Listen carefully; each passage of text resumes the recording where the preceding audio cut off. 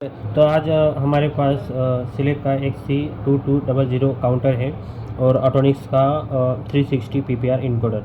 तो इनकोडर्स को हम काउंटर के साथ कनेक्ट करने वाले हैं और हम यहाँ पे करने वाले हैं कि जब इनकोडर का शाफ्ट 1 राउंड घूमेगा तो काउंटर पे 1 काउंट दिखाना चाहिए, या फिर इनकोडर का जो शाफ्ट है वो हाफ राउंड घूमेगा तो 0.5 काउंटर पे दिखाना चाहिए।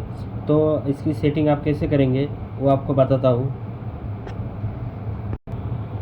पहले तो आपको काउंटर पे बैक साइड पे टर्मिनल पे कॉन्फ़िगरेशन मोड को शॉर्ट कर लेना है। शॉर्ट करने के बाद काउंटर ऑफ करना है। काउंटर ऑफ होने के बाद फिर से काउंटर को ऑन करना है।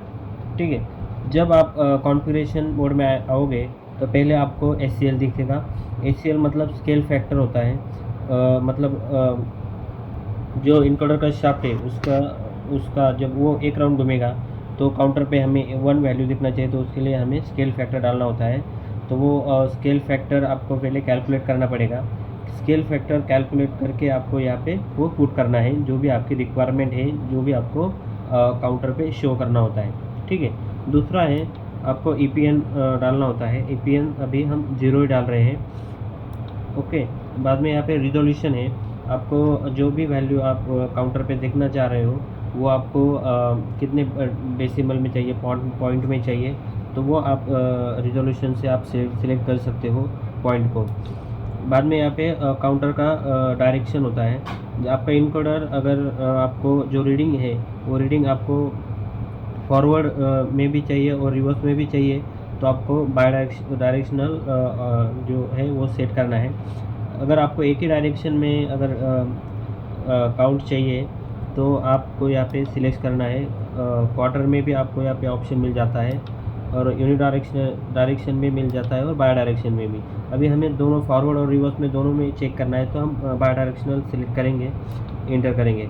और वो डायरेक्शन है वो आपको यहाँ पे सेट करना होता है। उसमें भी अप डाउन है, तो हम अप सेट कर लेते हैं। रिले आउटपुट अगर आपको चाहिए तो आपको यहाँ पे इसे ऑन और ऑफ, ठीक है, तो वो हमने ऑन कर रखा है। ठीक है, बाकी ये हम नॉन रखते हैं।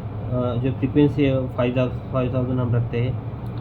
ठीक है, तो रेट जो है और रिवॉल्यूशन पर सेकेंड रखते हैं। बाकी अदर जो है ज़रूरत नहीं है। बाकी स्केलिंग फैक्टर है वो आपको प्रॉपर डालना है कैलकुलेशन करके। ठीक है, तो बस इतना ही सेटिंग करना है, बाद में आप एग्जिट आ सकते हैं। ठीक है, कंट्रोलर को ऑफ करना है, बाद में आपको शॉर्ट लिंक निकालना है। ठीक है, फिर से हम कंट्रोलर को ऑन करते हैं। देखिए अभी 0 दिख रहा है। अभी मैं इनकोडर को फॉरवर्ड में घुमाता हूँ। ठीक है, तो मेरा 1 राउंड हो गया, तो मेरा अभी 1 काउंट हो गया।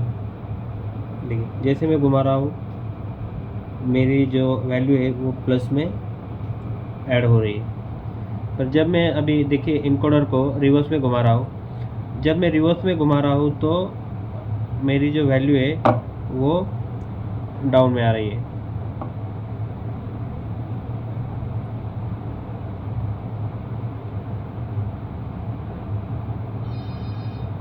ठीक है, अभी जितना आप डाउन में जाओगे तो वो माइनस में 0 से नीचे माइनस में वैल्यू दिखाएगी।